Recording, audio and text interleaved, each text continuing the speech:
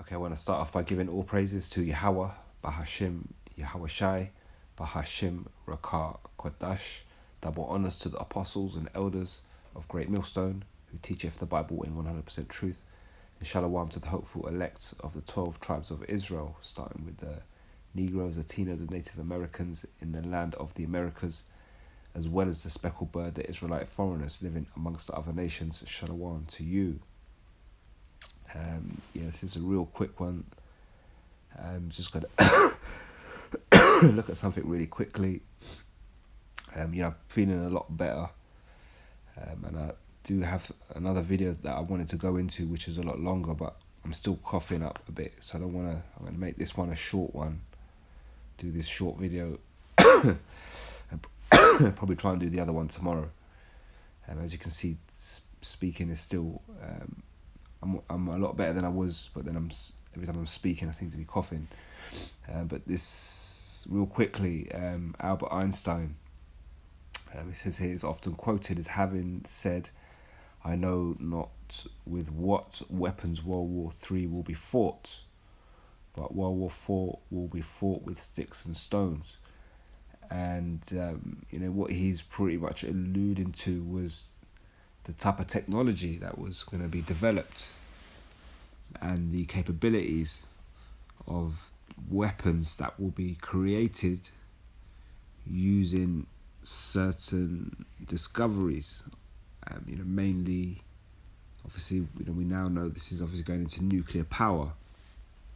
According to the scriptures, there won't be a fourth world war, because the third world war will pretty much bring about the introduction of the kingdom of heaven, and then obviously at that point there will be no more war. But scriptures do talk about World War III, and this is something that we're expecting very soon. Obviously we have the MOTB coming up, and the change of the financial digital system, of the worldwide financial economic system changing into a digital worldwide financial economic system. And then at some point the powers that be will request the people to take this MOTB, microchip, under the skin. And then obviously for that has to come about before we get to World War III. But we know we're very close, with the things that are happening in the Middle East. You've got the small hats, Jeremiah chapter 49, which speaks of them drawing out other nations into the Third World War. And the Third World War, at the minute, for example, you're seeing that situation has been going on for well over 6 months now in the Middle East with the small hats. And they're, I don't know, you have to be careful with what words you use. So, but you know what they're doing over there, and they're taking violent action against a particular group of people. The whole world is watching it happen. And the big thing with that situation is the UN wanting to make Gaza, or Palestine, a part of the UN. And so when that happens, there's a big question mark over the small hats. Do you continue to do what you do, or do you stop? And I've explained before, obviously, what you've got at the minute with what's happened since October is like a local war. So that's technically what it is. You've got these small rebel groups, quote unquote, which are obviously backed by Iran. And then you've got the small hats, they're going in with their initial plan, and obviously it's all kicking off. But then when, you eventually you move out into regional and worldwide, and obviously if the Palestine join the UN, and then the small hats either have to stop what they're doing or continue, but face the consequences. And that's when I believe it's going to really escalate. And that's apparently quite close to happening. So I believe at that point it will, escalate, because obviously then, Netanyahu is rapidly going into a no-win situation. So he's got into power. He believes that he's supposed to bring about this war, This is not something that he's been thinking of for the last 3 years. This is something that goes back when you look up his history. This is something that he believes goes, if you look up Benjamin Netanyahu, look up his political history, the people that he was dealing with, and you search into that area, and then you'll find that he's had this belief embedded in him for decades, that he's supposed to be this political leader that's supposed to make the maneuver that he's making at the minute. So he's got into power, he's making the maneuver. The people of the country ain't happy. So, if Benjamin Netanyahu ever has to face a vote again, he won't get voted in. So he's kind of got to the point where it's do or die. And he's had this plan and he's spoken of it and he's always alluded to it. He's been in office a few times now, not just once, but a couple of times. And this time he's actually taken the action. So now for him to fulfill that belief that he has within himself, he started it, so he has to go through with it. But now the people of the country don't really want him to continue with it. And if the UN step in, America all telling him to chill out, he doesn't want to chill out. And now the UN get involved. And so at that point, he has to cancel his lifelong belief and listen to what everybody says and stop, or he has to fight against it. And at that point, he'll have nothing to lose because his own people, his own voters, the own people of his own country will be against him. The UN will be against him. America will be against him. But he still believes in his mind that he has this belief. Like I say, if you look into the history of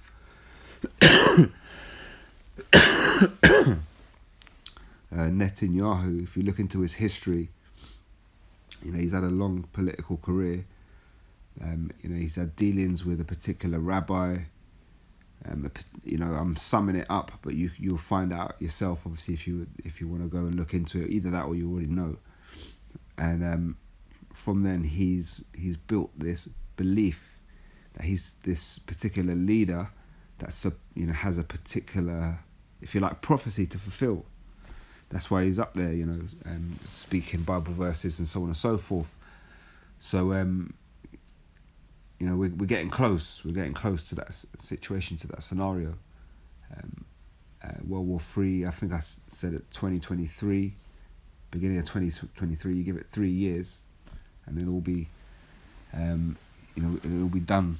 And you think we're quite close to that now. So like a year and a half, nearly coming up to a year and a half now. That's January 23 to 24. So we're coming up to a year and a half of that. And you never know. By the end of this year, early next year, it could easily move into that point.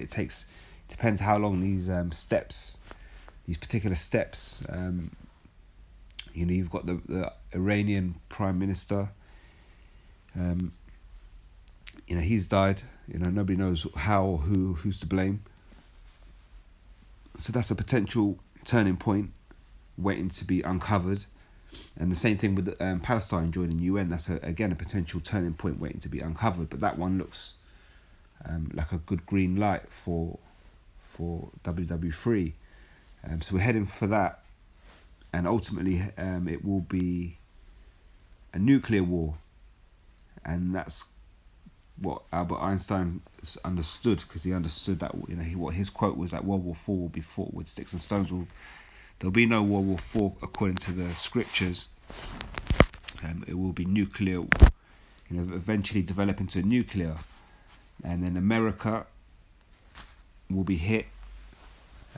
The small hats will be hit. America will be totally annihilated and destroyed. Using nuclear bombs. Albert Einstein said, I don't know what World War III will be fought with, but World War IV is sticks and stones. So if he didn't know, but we actually know what World War III will be fought with, and that is nuclear bombs. You've got different types of bombs, and the real big daddy of them all is nuclear. What brought me about this video is coming across this. And it's only a short clip. I'll leave the clip in the description box. And this is an example of nuclear, what can happen. Let me just play the video and then I'll take it back. But I'm going to mute the video so you can see it, and then just show you what I wanted to look at. So like I say, World War III will eventually develop into a nuclear war. You have nuclear ICBMs, which are pretty much rockets with warheads attached to the top of the rocket. And these warheads contain nuclear weapons, nuclear energy, nuclear bombs. So we're expecting America to be, according to the scriptures, we expect America to be pelted with ICBMs, with these nuclear bombs from the air, and obviously some to hit the small hats.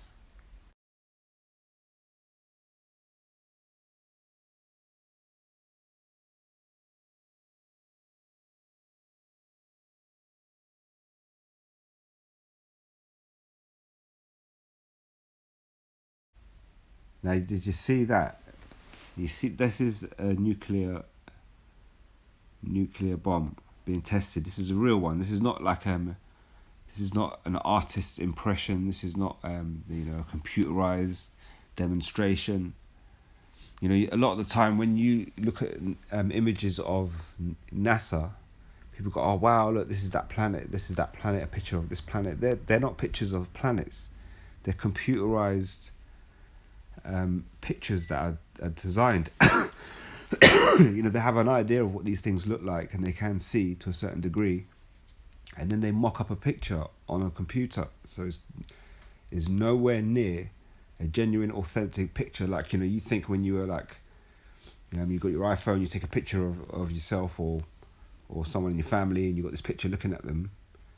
There's no editing going on whatsoever. It's a picture of someone in your family. It's a completely pure, true picture. But for example, with NASA, you look at these, they say, "Oh, it's a picture of this planet." It's not a picture of that planet. It's a edited picture of that planet. So it's not real. If it's edited, by the time you edit it 1%, it then becomes unreal. Not 100%. But what you're seeing here is a real example of nuclear, and it's the speed. You see, look at this on the screen now. 10 seconds. This is 10 seconds. 11 seconds. And then by 12, the whole scene's taken over. We often talk about the scene in Terminator 2, and Sarah Connor holding onto the fence, and the wall of fire, which is produced by the nuclear bomb, which spreads across the land towards her when she's holding onto the fence, and it burns everything up in its path. And that is the effect of a nuclear weapon, a nuclear bomb. And you see it here. This is it in real life. This is not editing. This is not special effects. This is just a straight up image of this particular thing. It is a great hazard.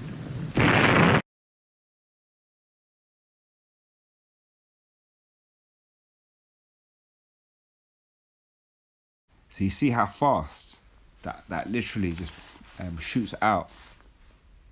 Go back to it one more time before I go to the scripture. 10 seconds there, 10 seconds, 11 seconds. 10 seconds, 11 seconds. Look how fast that moves. You can't even describe it in words how fast that is. There's nothing you can compare it to. The speed of light, I suppose. Because it would be the speed of light, because what will happen, you'll see it, and then the speed of sound is slower, so the sound will come slightly later.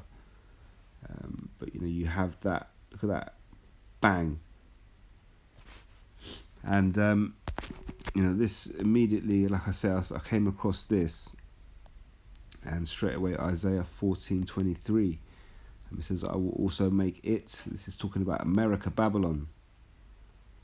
Just starting at 22 actually. Isaiah 14:22 says, "For I will rise up against them, saith Yahweh of hosts, and cut off from Babylon the name and remnant and son and nephew, saith Yahweh." So everything within Babylon the Great, which is America, is going to be removed. And it says the name and the remnant and the son and the nephew, saith Yahweh. So you're not going to have America's not going to have nothing left of it. You have a person, for example, who lives a life, a man, he lives a life, he never had no children, and whatever else, just lived a normal life, did a job, then he dies and he passes away. So there's nothing left, there's no remembrance of this particular person. It's cut off from Babylon, the name of America, Babylon the Great, what it represents, the meaning of it, everything that goes with it, the wickedness. Don't forget, America is the headquarters of wickedness on this planet Earth today. And if I want to go all around the world and find myself pure wickedness where I can get involved in, where's the best place to go? It's America. So the name of that and everything that goes with it will be cut off. This is the remnant. So that's any remainders, any little bits and pieces left over to do with it. Son and nephew, saith Yahweh, no descendants, nothing. You're never going to hear after the great day of Yahweh B'Hashem Yahushua, the great day of the Lord, the day that those nuclear ICBMs let rip. After that day, you're never going to hear anybody ever again say, I am an American. My brother's an American. My daughter's an American. Nothing. It's just gonna stop. And then from then on, people will go, what's that over there? And that was America. And so why is it like that? Because that was the capital of wickedness, and that is to remind us why we should not be wicked again. But it's also, what I really want is 23. It also goes to say, I will also make it a possession for the bittern. The bittern being pretty much a desert animal. It says, and pools of water.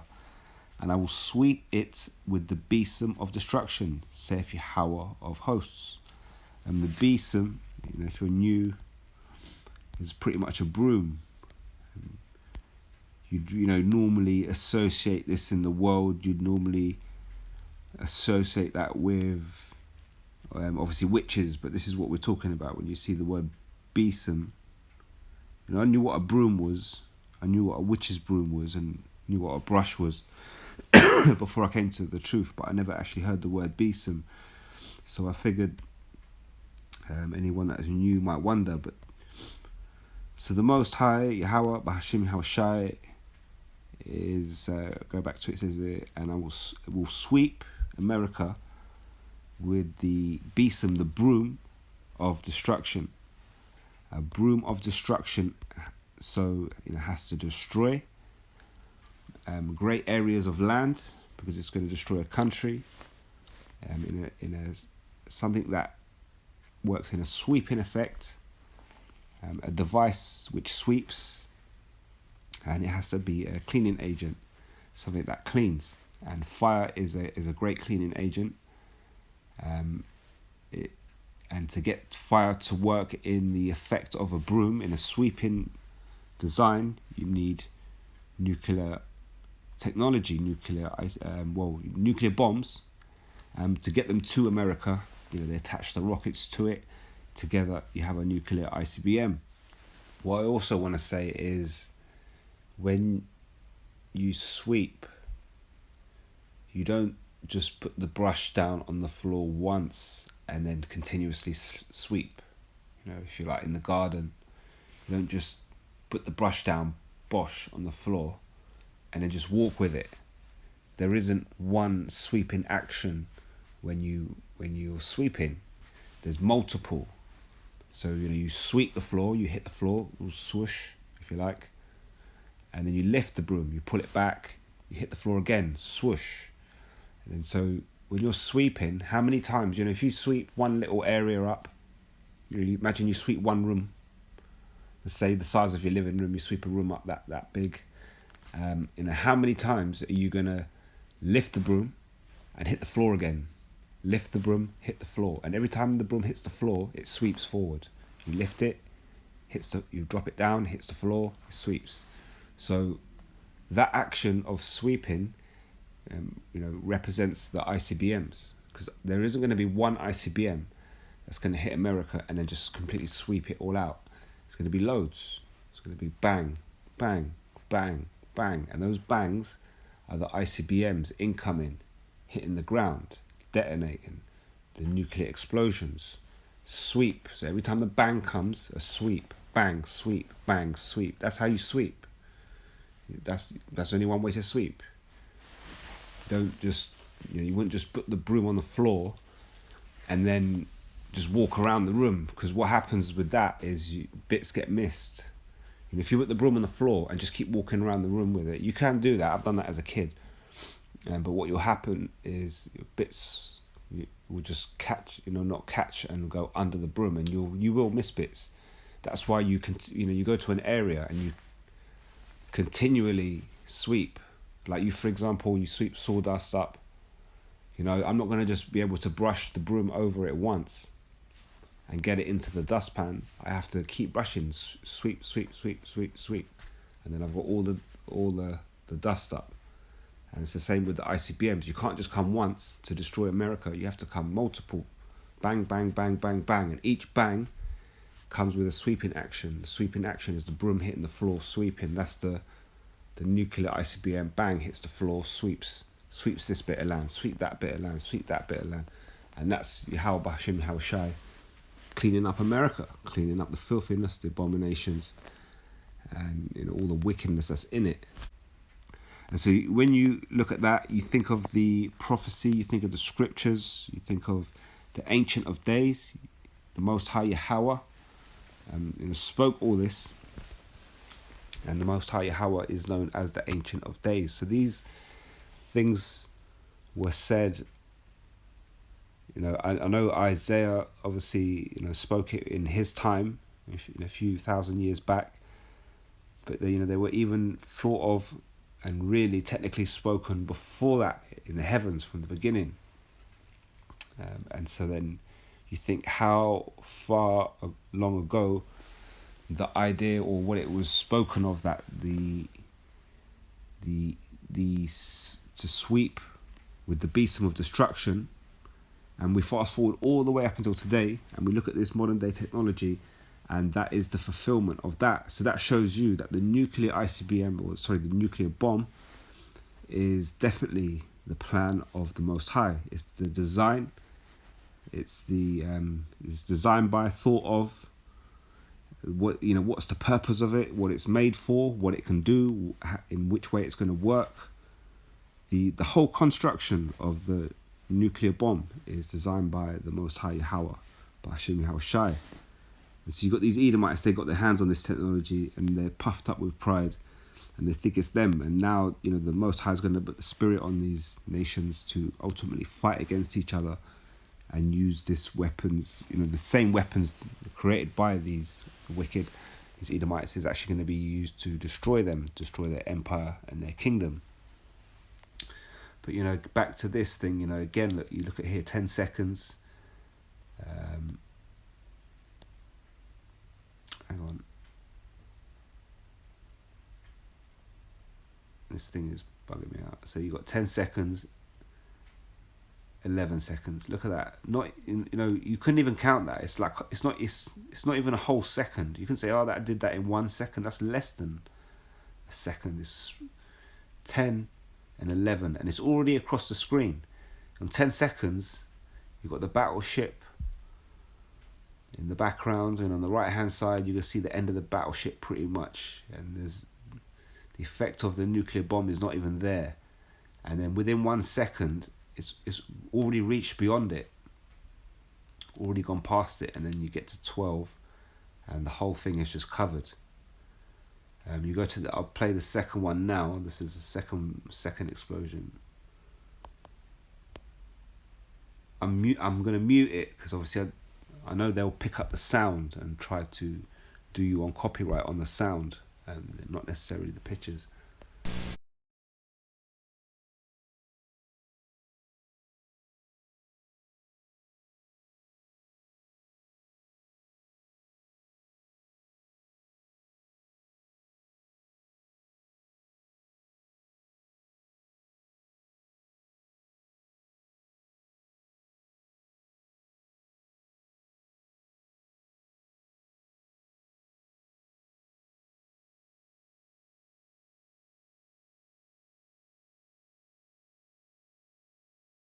You see, and the other thing as well, looking at this, this also makes me think of the lake of fire. Look at that.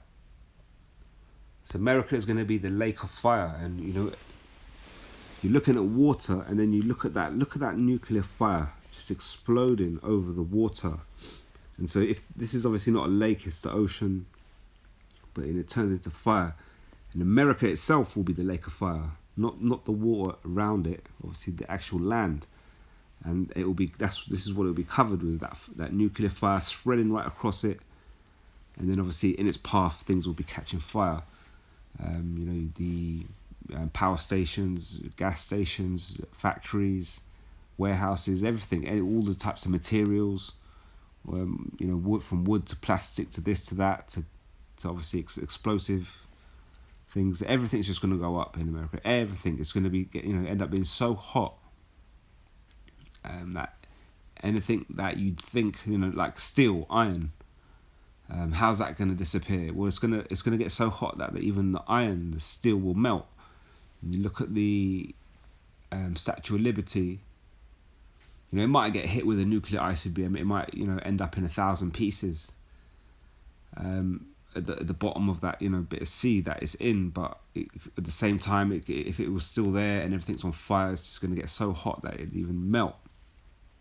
I think Apostle Tahar went into brought out the video a little while back with the guy in the Tesla, the locked into that Tesla and the guy, his spirit kept the spirit in him. I mean, this is what it is. This is what's going to happen. People talk about a hell. There's no hell. There's no such place as hell. But America will be the lake of fire, and you think of it would just be the whole perimeter from edge to edge, coast to coast, north to south, east to west. America's everything in it is going to be totally on fire.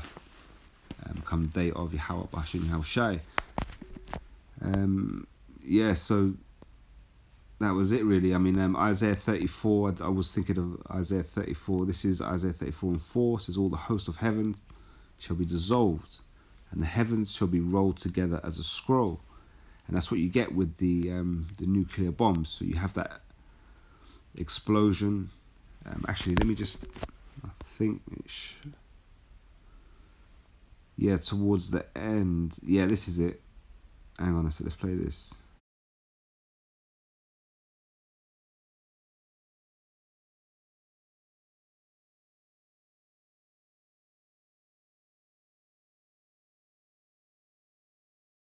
Yeah, so that picture there. So you see what what just happened? The nuclear bomb explodes out. That's the fashion in which a nuclear bomb detonates.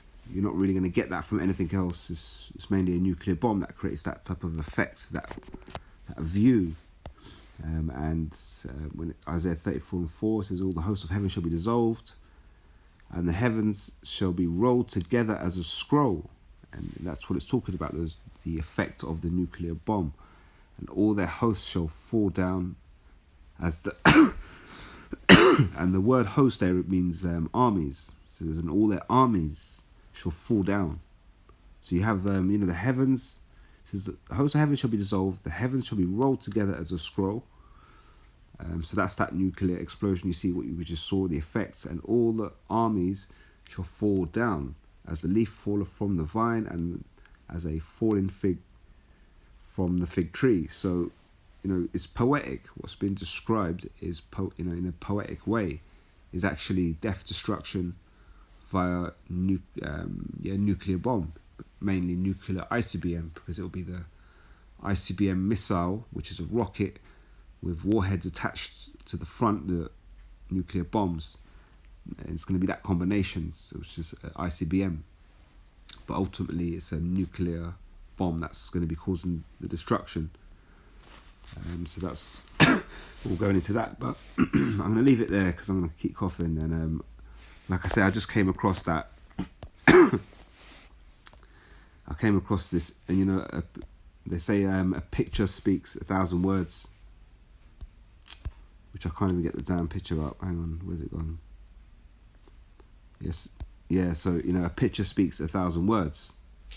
So that's the effect. So I hope that's edifying. I'm gonna leave it right there. I'll leave the link. It's only 44 seconds. You can watch the clip of this nuclear bomb. All praises to Yahweh, Bahashim Hawashai, Bahashim Rakak Wadash. And until next time, Shalom.